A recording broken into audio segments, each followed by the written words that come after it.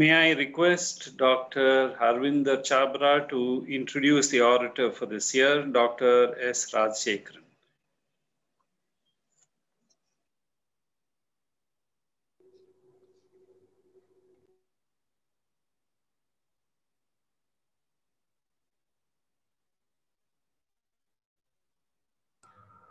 Thank you, Dr. Venkatesh. In fact, it is my proud privilege to be able to introduce an internationally renowned stalwart who is not only my mentor, the mentor to a large number of orthopedic and spine surgeons in the country, but also to spine surgeons and orthopedic surgeons across the globe. Dr. Rajasekaran has had a very distinguished career. In addition to doing MS, DORTH, DNB, FRCS, and MCH, he has a lot of achievements and a lot of feathers to his cap. He is the Chairman, Department of Orthopedics, Trauma and Spine Surgery, Ganga Hospital, Coimbatore, the largest specialty hospital for orthopedics, accident, hand and microsurgery, with 650 beds and 35 operation theaters. Currently, he is the chair of the Erosion International Board and the president-elect of Asia Pacific Spine Society. And if I were to read all his past positions, it would take the whole time of the oration. But he has been the chair, Erosion International Research Commission, President CCOT, President Cervical Spine Research Society, Asia Pacific, Indian Orthopedic Association, Association of Spine Surgeons of India, International Society for the Study of Lumbar Spine, World Orthopedic Concern, and has been the Chief National Delegate of Asia Pacific Orthopedic Association. He has various academic distinctions, amongst which are Hunterian Professor for the year 2011-12 by the Royal College of Surgeons of England, Distinguished Visitor to Harvard Medical International, Boston, Grand Rounds Lecturer of Dartmouth University and Mayo Hospital, Adjunct Professor of Orthopedic Surgery, Tamil Nadu, Dr. MGR Medical University, past member of Faculty of Medicine, Annamalai University, and past member of the Planning Board, Bharatiyar University, and current member of the Board of Studies of the same university, and member of Specialist Board in Spine Surgery, of course, of the National Board of Examinations. He is the Distinguished International Visiting Professorship of Dartmouth University, Chinese University of Hong Kong, Hokkaido University, Harvard Medical International. He is the Deputy Editor of the Bone and Joint Surgery, Journal of Spine, Global Spine Surgeon, Spine, Journal of Craniovertebral Surgery, all very distinguished journals per se, and has been the past Deputy Editor of European Spine Journal. He has had a lot of awards, research awards, amongst which have been the North American Spine Society Outstanding Research Award consecutively for 2019 and 2020, Asia Pacific Spine Society Best Clinical Research Award for 2019, Basic Science Research Award for 2019, Asia Pacific Spine Journal Award for the Best Clinical Paper for 2019 and Best Basic Science Paper for the same year, Issel's Prize, Spine Research for the year 2017, 13, 2010, 2004, Eurospine Open Paper Award for 2008, McNabb La Rocca Research Award of Issel's in 2005, and Sofamer Danek Award for the Best Scientific Presentation internationally by Issel's 1996, 2002, and 2006. He has won various national awards, Hariom Ashram Alembic Research Award, Dr. B.C. Roy Silver Jubilee Research Award, Hariom Ashram Alembic Research Award again, the Tri-Decennial Award for Teachers for 2012 by the National Board of Examinations, Scroll of Honor by the Tamil Nadu Dr. MGR Medical University, Scientist Award for 2000, Vocational Excellence Award for 2000, and Research and Publications Award of Association of Spine Surgeons of India every year since 2003. He has 286 publications in international journals, 67 national publications, and 461 international and 530 national presentations. 64 chapters in international books, chief editor of a video atlas of spine surgery, and the ASSI textbook on spinal infections and trauma. Friends, and most importantly, he is the president-elect of Association of National Board Accredited Institutions. I could go on, but we have to have the oration as well.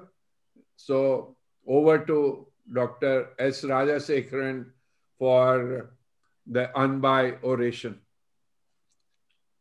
Thank you, Chabra, for this very extensive introduction. You almost made me a little nervous hearing it. But I would like to start off by thanking all of you, our President, Dr. Alex, Vice President, Dr. Chabra, Secretary, Dr. Venkatesh, for giving me this opportunity. I think it's a great privilege and pride. And I would like to first express my warm regards to Devi Shetty, a mentor to all of us, and our President, Dr. Abhijit Seth, and Dr. Pavinder Lal. There is a saying in English which says, when the going gets tough, the tough gets going. And the National Board has actually proved it very well. And it looked at the tremendous strides they have made during this period of COVID is an example to the whole world what determined minds can do at times of even great hardship. Now, when Alex asked me to choose a topic, we discussed, and I thought I would start with a provocative topic because there's a lot of advance in medicine all the time. And we all need to ask the question for whose benefit they are, because young minds and young surgeons must learn to look at things very objectively. I have no financial disclosures, but more importantly, I would like to declare here, I'm not a person who is against advances in medicine, but I just wanted to make sure that it is purposeful for the president, for the patients. Now, this is a sign which all of us know, and this is called the Caduceus Symbol. This is internationally for medicine, but many of us may not know the reason why it is so. Now, the herald's wand as a symbol, it makes it clear that whoever chooses medicine must have prudence built into his mind. And we have to be in service of the sick. And therefore, we have to be wise as the serpents, but very important that we are also harmless as the doves. Now, in those periods, it was not a big problem. And we all took also the Hippocrates' oath that I will use all my power to help the sick to the best of my ability and judgment. And more importantly, we also took the oath, I will abstain from harming or wronging any man by it. Now, the father of modern surgery, William Mayo, also said the best interest of the patient is the only interest to be considered. Now, all that is good, and this was not a problem in medicine in olden times. Even 5 decades ago, this was not a problem because it was just the doctor and the patient and his family. There was no other stakeholder and no other middleman. And so things were very easy. But now for all us, we being what we call ourselves as modern surgeons, we are completely surrounded by gadgets, by technology, by industry. And we take pride in calling ourselves as high-tech modern personalities. But in the bargain, we are losing something. Now, before, there was only the doctor and the patient. But now, for many of us, we have the hospital which controls the doctors. There is the industry, then there is this insurance, and then there is the government. And sometimes, somewhere in this whole mathematics, the patient becomes small. And in fact, the doctor also sometimes becomes small. And then it becomes the industry and then the insurance. And once you do that, sometimes we have to be careful that the patient's interest is not lost.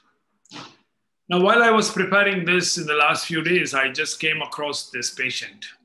who from a very big city in India. He is a person, IT personnel, 34 years old, and has just paresthesia in his upper limbs. And he was operated by a very controversial 3-level cervical disc replacement, which is totally against all principles. And this led to him getting worse. And he was done again by laminectomy on the posterior side. And they put multiple other strands. And this patient, who was completely walking well, had to spend 3 years in a wheelchair. And when we saw him. So is this advance in medicine? Is it a love for technology, or what happens, why we adopt these? So younger surgeons have to know that every advance or anything that comes as a current concept is not an advance till it is proved over 3 or 4 years that it is really good and it does not have a bad effect. Now, why is this important? Now, if you look at the orthopedic device alone, and this is just one specialty in medicine, it is so huge. And in 2017, it crossed the prediction of $61.3 billion. And interestingly, this is more than the GDP of 25% of the nations in the world.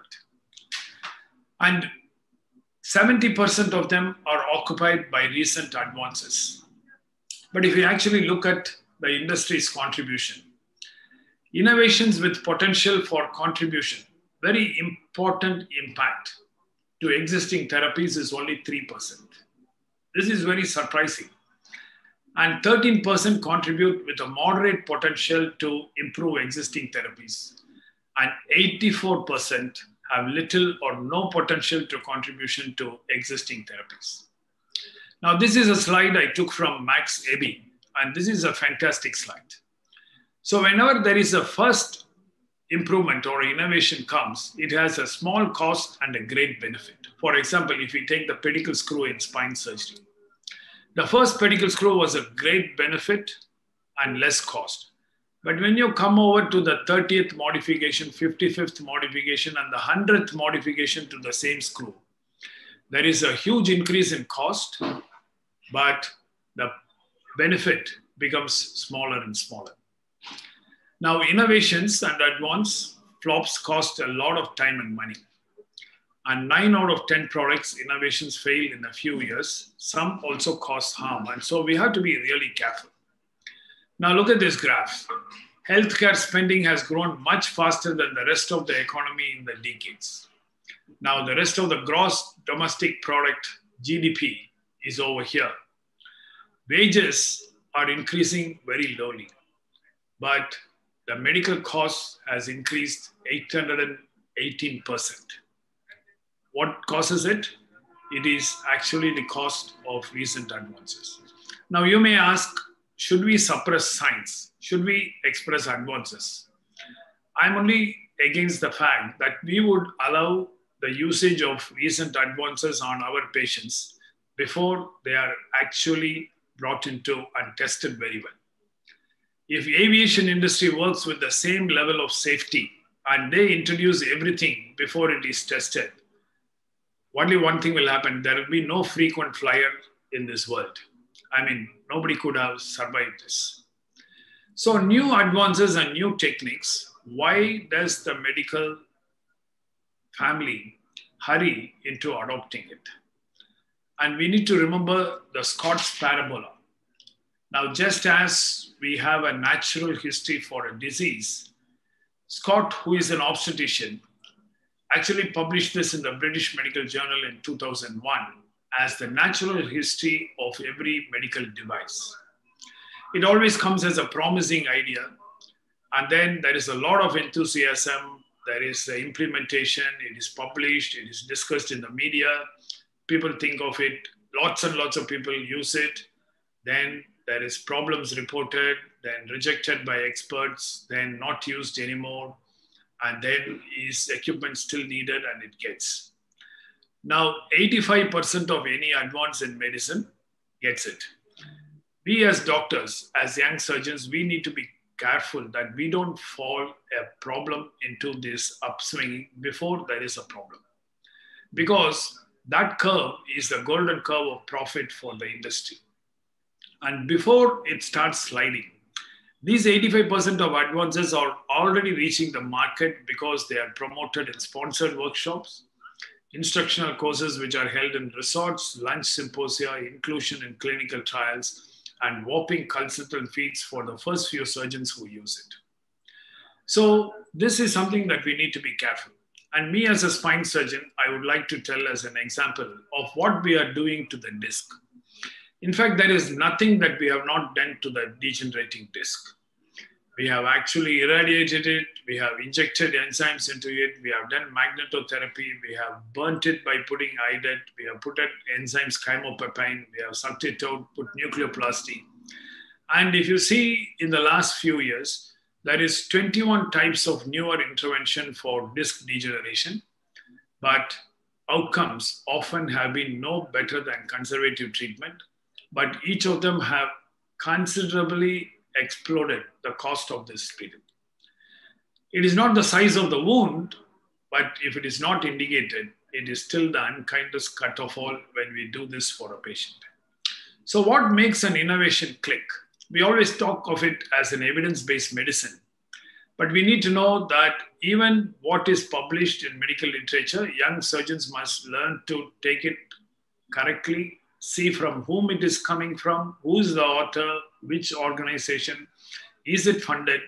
Because look at this, how many scientists fabricate and falsify research? Now, they took up organizations which are really worldwide famous for research, and 5% of the researchers agreed to have committed false results. 17% said they knew of colleagues who had committed questionable research practice, and 39% patients said, these researchers said they know of cases of bias or fraud. So if you look at it, approximately 40% of research are coming under question, because many of these published material are coming from the industry, but speaking through the voice of these surgeons, because the rate of ghost authorship in excellent journals, highly indexed journals like New England Journal of Medicine, is that ghost authorship is up to 16%. Now we need to be careful about this, because in these very famous trials, the Merck's Roficoxib trials, and in Scott Reuben's Pfizer trials, they actually found that Scott Reuben had produced 18 papers that were published in high impact journals. But there were only one problem with the study, that no patients were ever enrolled. It was all cooked up in his, and all these 18 papers were retracted. And they also found in these 3 pharma trials of the Celebrex study, Bextra study, and Vioxx study, which gave billions of dollars of sales before these came out. Each of the authors had been paid $420,000 as consultant fees. So we really need to be careful that whenever we are looking at any of these breakthrough studies which come, we need to be careful on who are the authors, who has funded the study, and what is the purpose of this study. Now, Chabra will know that the Association of Spine Surgeons of India has been fighting tooth and nail against the stem cell therapy. There is a lot of marketing in the name of stem cells, which can make people walk immediately after a spinal cord injury. And these have been used for now everything. Parkinson's disease, cardiomyopathy, avascular necrosis, all kinds of myopathies. The whole medical field knows that it is not possible, but still there are many, many, many different areas where you see. And that is the reason why there is a small erosion of the doctor-patient relationship. And if people have not read it, I would encourage all the young doctors to read this book by Kenny, When Healing Becomes a Crime. Because once you read the book, forever, throughout our professional life, we would all be looking very good. So Reuben, as in his article in the New England Journal of Medicine in 2009, Doctors as the Key to Healthcare Reform, He said, from unquestioned God to accountable workers is a long way to fall in a few short years. Now, we all say that, unfortunately, we are falling down. The society is not looking up to us. And we have to stay at a real good height in our professional life so that the society will look up to us. So what is the solution? Now, as Gandhiji excellently said, if we are not a part of the solution, then we are all the part of the problem. And what we need to do for at least a part of our professional life is to take a break from new technology and focus on affordable healthcare. I am so inspired. My brother and I actually are so inspired by Aravind Eye Hospital that we always, whenever we have a problem, we look up to Aravind Hospital and look at what are the solutions they had and steal their ideas. And I'm so grateful that Professor Nambaramal Sami accepted to be taking one of these prestigious trophies from us. Now, they were able to show that 302,000 surgeries they do every year. When I presented this statistics in one of the international conferences, at the tea time, the president of the organization came and told me, I think there is a problem in one of your slides. I think you have added a 0 by mistake. I said, no, it is actually true that it is 302,000 surgeries. Now, their research was not to build their coffers or for profit. Their research and advances were for catering for the needs of the society. And they patented it not for profit, but to serve the world. And we have our pattern, Devi Shetty, from whom we know that open heart surgery can be done for as less as $1,000. Now, on this basis, actually, when we built the Ganga Hospital, we didn't take pride of doing large number of surgeries, but we took this as a cue from these two organizations and built devices by which replantation can be done for 1 lakh, scoliosis surgery can be done for 1 lakh, and even major reconstructions can be done for 1.5 lakh. So while a part of our professional life must be on research and on doing on cutting edge surgeries and very complicated surgeries, a big ratio of our professional work must be on how to give back to our societies. So it is true that most of us in this part, that we are as the physicians, we are very wise as the serpents, but we now have to be sure that we are entirely as harmless as the dove for our patients, and we will do good for it. So to end, I would like to tell this, which I really enjoyed when I read this story. In the olden China, a family doctor was paid only when his patients stayed well.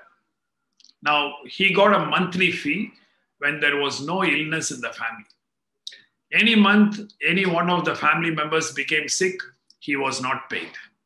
So the doctors in China were very careful on preventive medicine. They were doctors of wellness. They were not doctors of sickness. Because to maintain his patients and his patient's family free of disease was what made him happy and wealthy. If his patients became sick, he also became poor. So I think we have to become this, and we medical men have to become apostles of wellness and not curers of just sickness. So China doctors in olden age was interested in the lifestyle, nutrition, family issues, home environment, etc., because he was actually more a health teacher. Sickness made the doctor a pauper, but opposite is happening in modern world. Sickness of patients make the doctors more wealthier. So we need to change this, and we need to really care about that. A true advances medicine is only what actually is of benefit to the patient, not to the insurance, not to the industry, not to the hospital, or not to even to the doctor, but a true advance is only what is an advance and benefit to the patient. So let me thank our President, Alex, our Vice President, Chabra, Secretary, Dr. Venkatesh, and all the members of the executive of Anbai for giving me this great honor for this. Thank you very much.